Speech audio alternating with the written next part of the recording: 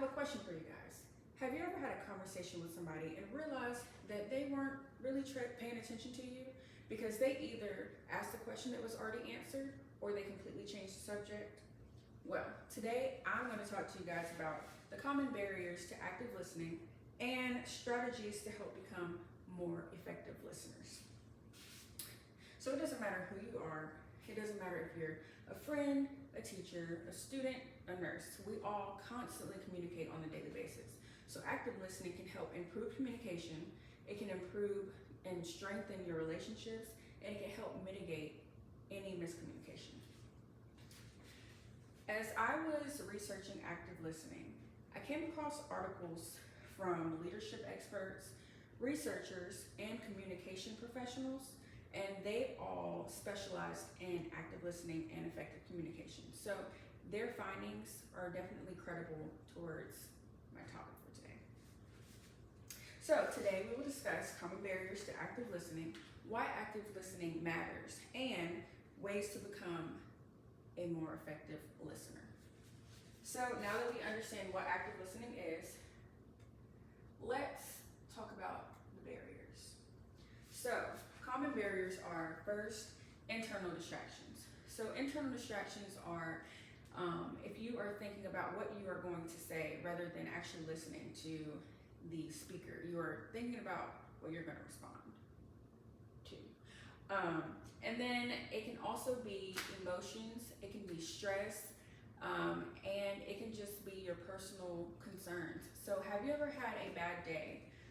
Or you're just angry, you're upset, you're sad, and somebody was trying to have a conversation with you, but you couldn't fully pay attention to them? That's an internal distraction. And next you have external distractions. So external distractions could be a phone. You can get a notification, a text message, or you could just be scrolling on social media, but you're not giving that speaker your undivided attention. It can also be noises. So say a fire truck rides by, or an ambulance rides by. That noise is going to distract you.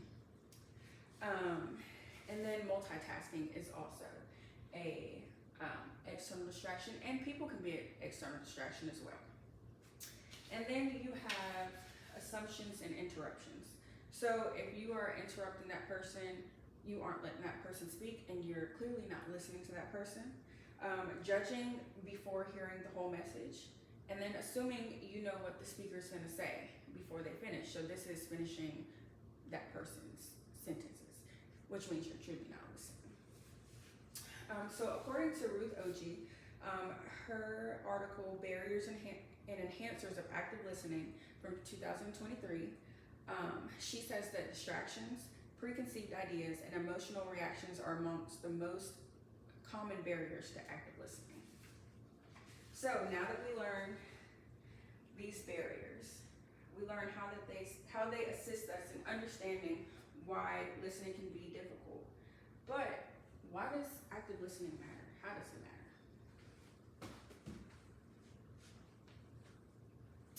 Active listening matters because it builds trust and stronger relationships. When you are fully attentive to somebody while they're speaking, it makes that person feel respected. It makes that person feel understood and heard. And that can also encourage open communication between the two of you guys. It reduces misunderstanding because it improves the accuracy of the message that the person was trying to convey. And it prevents unnecessary conflict. And then it also improves teamwork and leadership. So it increases collaboration within a workplace, and then it also creates overall better workplace communication. So, Heather Young, her article, Building Trust and Loyalty Through Active Listening from 2023, she explains that active listening helps build trust, loyalty, and stronger relationships by making others feel heard and valued. So now that we have discussed why active listening is valuable, now we will discuss ways to become a more effective listener. So you have to give the speaker your full undivided attention. So this means putting all your external distractions away. So your phones, don't sit next to your friends that are going to distract you. And then it also means maintaining eye contact when it's appropriate. when the speaker sees that you are looking at them and paying attention, that gives them the confirmation from your body language that you are paying attention to them. And then listen to understand, not respond. So instead of being in your head thinking about what you are going to say, you're actually listening to that person. And you need to avoid interruptions and allow pauses before speaking to make sure that that person is completely done with what they're saying. And then confirm understanding. So if there's something that you don't understand, ask questions, clarify.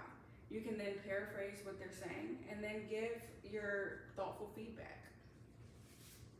So Michael Hobbs, his book, Active Listening, Improve Your Ability to Listen and Lead, from 2007, he emphasizes that active listeners, effective listeners, ask questions, paraphrase information, and focus on understanding the speaker before responding. So, now that we understand strategies on being a effective listener, we also understand that it takes awareness and practice. As I stated, today I explained the common barriers to active listening and strategies to help become a more effective listener. We reviewed common listening barriers and why active listening is important and strategies to improve listening skills. Always remember to give the speaker your undivided attention. It will make that person feel heard and understood. And remember that listening is more than just hearing what somebody's saying.